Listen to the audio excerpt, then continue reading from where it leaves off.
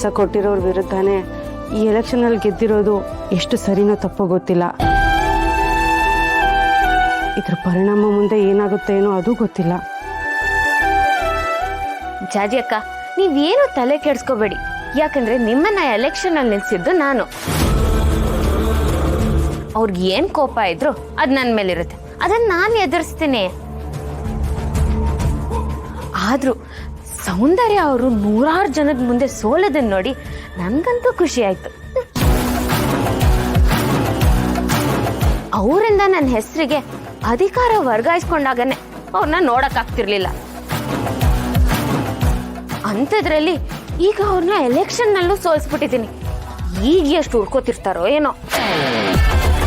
ಯಾಕಾದ್ರೂ ದಿಶಾನ ಮದ್ವೆ ಮಾಡಿ ಈ ಮನೆಗೆ ತನ್ನೋ ಅಂತ ಹಿಡಿ ಶಾಪ ಆಗ್ತಿರ್ತಾರೆ. ಇದ್ರು ಇರ್ಬೋದಕ್ಕ. ಮಾವ, ಇನ್ಮೇಲೆ ಎಲ್ಲ ಒಳ್ಳೇದಾಗತ್ತೆ. ದೀಪ ಆಗಿ 1 ವರ್ಷದಲ್ಲಿ ಮಾಡಕ್ಕಾಗದೇ ಇರೋದನ್ನ ದಿಶಾ ಆಗಿ 1 ತಿಂಗಳಲ್ಲಿ ಮಾಡ್ಬಿಟ್ಟಿದ್ದೀನಿ. ಇನ್ಮೇಲೆ ಸೌಂದರ್ಯ ಒಂದ್ ಹೆಜ್ಜೆನೂ ಕೆಳಗೆ ಇಳಿತಾ ತನ್ನ ಸುತ್ತಿರೋ ಸುಳ್ಳಿನ ಪೊರೆಯಿಂದ ಆಚೆ ಬರೋ ತರ ಮಾಡ್ತೀನಿ.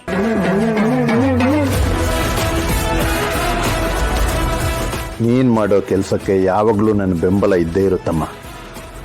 ಈ ಮನೆ ಹಾಳು ಮಾಡಬೇಕು ಅಂದ್ಕೊಂಡಿರೋ ಆ ಸೌಂದರ್ಯಂಗೆ ನೀನು ಸರಿಯಾಗಿ ಬುದ್ಧಿ ಕಲಿಸಿದ್ರೆ ಸಾಕು. ಅವಳಿಂದ ನನಗಾದ ಪರಿಸ್ಥಿತಿ ಇನ್ಯಾರಿಗೂ ಆಗಬಾರ್ದು.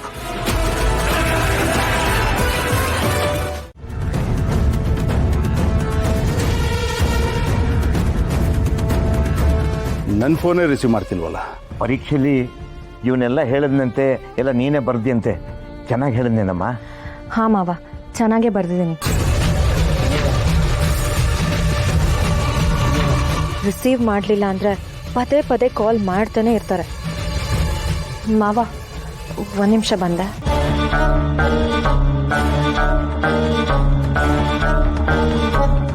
ಹಲೋ, ಹೇಳಿ ಡ್ಯಾಡ್.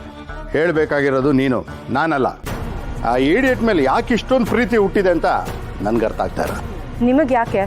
ಅವನು ನೋಡ್ಕೋತಾ ಹಾಸ್ಪಿಟ್ಲಲ್ಲಿ ಇದೆಯಾ ತಾನೇ? ಹೌದು.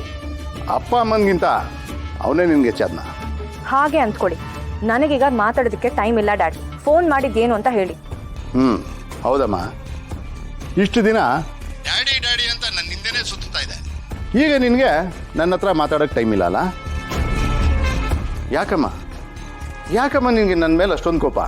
ನಾನು ಏನು ತಪ್ಪು ಮಾಡಿದ್ದೀನಿ? ನರಸಿಂಹ ಇವತ್ತು ಹಾಸ್ಪಿಟ್ಲಲ್ಲಿ ಇದ್ದಾನೆ ಅಂದರೆ ಅದಕ್ಕೆ ಕಾರಣ ಯಾರು ಡ್ಯಾಡ್? ಯಾರು? ನೀವೇ ಅಲ್ವಾ? ಮಾಡೋದೆಲ್ಲ ಮಾಡಿ ಈಗ ನಗ್ತಿದ್ದೀರಾ. ಮಗಳೇ, ಇದು ಜಸ್ಟ್ ಸ್ಯಾಂಪಲ್ ಅಷ್ಟೇ. ನೀನಲ್ಲೇ ಇದ್ರೆ ಅವನಿಗೆ ಬೇರೆ ಗತಿನೇ ಕಾಣಿಸ್ತೀನಿ. ನೋಡಮ್ಮ, ಇದನ್ನು ಕೂಲಾಗಿ ಹ್ಯಾಂಡ್ಲ್ ಮಾಡೋಣ ಅಂತ ಅಂದ್ಕೊಂಡೆ. ಆದರೆ ನೀನು ನನ್ನ ಫೋನೇ ರಿಸೀವ್ ಮಾಡ್ತಿಲ್ಲ. ಈಗ ನೀನು ನನ್ನ ಮಾತು ಕೇಳಿಲ್ಲ ಅಂದರೆ ನನ್ನ ಬೀಗ್ತಿ ನನ್ನ ಮಾತು ಕೇಳಲ್ಲ. ನೋಡು, ನಾನು ಬರಲ್ಲ ಅಂತ ನೀನೇನಾದರೂ ಹೇಳಿದ್ರೆ ಅವನ ಪೊಲೀಸ್ ಎಕ್ಸಾಮ್ ಬರ್ತಿದ್ದಾನಲ್ಲ, ಅದು ಆ ವ್ಯಾಲ್ಯೂಯೇಷನ್ ಸೆಂಟ್ರಿಗೆ ಹೋಗೋದಿಲ್ಲ. ನೋಡು, ನೀನು ಇದನ್ನು ಬ್ಲ್ಯಾಕ್ ಮೇಲ್ ಅಂದ್ಕೊಂಡ್ರು ಪರವಾಗಿಲ್ಲ. ನೀನು ನನ್ನ ಮಾತು ಕೇಳಬೇಕು, ಇಲ್ಲಾಂದರೆ ನಾನಂತೂ ಸುಮ್ಮನಿರಲ್ಲ. ನೋಡ, ಹಂಗೆ ಮಾಡಬೇಡಿ ಪ್ಲೀಸ್. ನಾನು ಈಗಲೇ ಇಲ್ಲಿಂದ ಹೊರಡ್ತೀನಿ. ನರಸಿಂಹನ್ ಮಾತ್ರ ಏನು ಮಾಡಬೇಡಿ ಡ್ಯಾಡ್. ಎಕ್ಸಾಮ್ ಬರ್ದಿದ್ದು ನಾನೇ ಆಗಿದ್ರು ಕಷ್ಟಪಟ್ಟು ಓದಿ ಆನ್ಸರ್ ಹೇಳಿರೋದು ನರಸಿಂಹನೇ. ಪ್ಲೀಸ್ ಡ್ಯಾಡ್, ಅವನ ಕಷ್ಟಕ್ಕೆ ತಕ್ಕ ಪ್ರತಿಫಲ ಸಿಗಲೇಬೇಕು. ನೋಡಮ್ಮ, ನೀನು ಈಗಲೇ ಅಲ್ಲಿಂದ ಹೊರಟು ಬಂದರೆ ಎಲ್ರಿಗೂ ಒಳ್ಳೆಯದು. ಸರಿ, ಈಗಲೇ ಹೊರಡ್ತೀನಿ.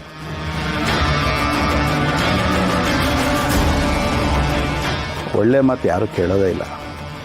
ಬುಡಕ್ಕೆ ಬಾಂಬೆ ಇಡಬೇಕು. ಅತ್ತೆ, ಮಾವ, ಮನೆಯಿಂದ ಫೋನ್ ಬಂದಿತ್ತು. ಡ್ಯಾಡ್ ಈಗಲೇ ಹೊರಟು ಬರೋಕ್ಕೆ ಹೇಳ್ತಿದ್ದಾರೆ. ನಾನೇನಾದರೂ ಹೊರಡಲಿಲ್ಲ ಅಂದರೆ ಅವರೇ ಇಲ್ಲಿಗೆ ಬಂದು ಸೀನ್ ಕ್ರಿಯೇಟ್ ಮಾಡಿಬಿಡ್ತಾರೆ. ನೀವು ಹೋಗಿದ್ಬಮ್ಮ, ನರಸಿಂಹನ್ನ ನಾನು ನಿಮ್ಮತ್ತೆ ನೋಡ್ಕೋತೀವಿ.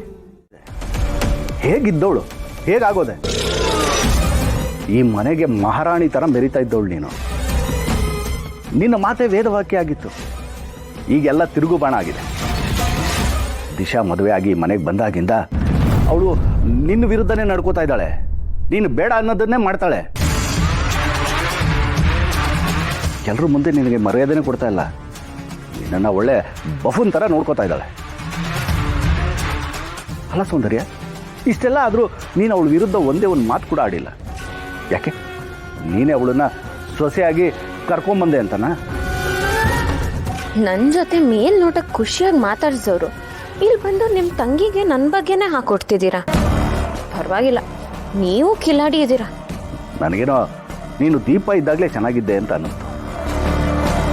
ಅವಳು ಮುಂದಿನೂ ನೀನು ವಿರುದ್ಧವಾಗಿ ನಡ್ಕೊಂಡಿರಲಿಲ್ಲ. ಎಲ್ಲರ ಮುಂದೆ ನಿನಗೆ ಮರ್ಯಾದೆ ಕೊಡ್ತಾ ಇಲ್ಲ, ಗೌರವದಿಂದ ನೋಡ್ಕೋತಾ ಇಲ್ಲ.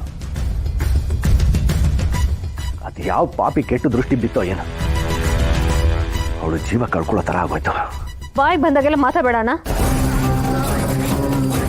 ದೀಪಾನು ನನ್ನ ವಿರುದ್ಧ ಎಷ್ಟೋ ಸಲ ಮಾತಾಡಿದಾಳೆ. ನನಗೆ ಇಷ್ಟ ಇಲ್ದಿರೋ ಕೆಲಸಗಳನ್ನ ಮಾಡಿದಾಳೆ. ಅವಳೇನು ಸಾಮಾನ್ಯವಾದವಳಲ್ಲ. ಅವಳು ನಿನ್ನ ಜೊತೆ ಚೆನ್ನಾಗಿದ್ಲು ಅನ್ನೋ ಕಾರಣಕ್ಕೆ ಅವಳನ್ನ ವಹಿಸ್ಕೊಂಡು ಬರಬೇಡ. ದೀಪ ಇಲ್ಲ ಅನ್ನೋದು ಸತ್ಯ.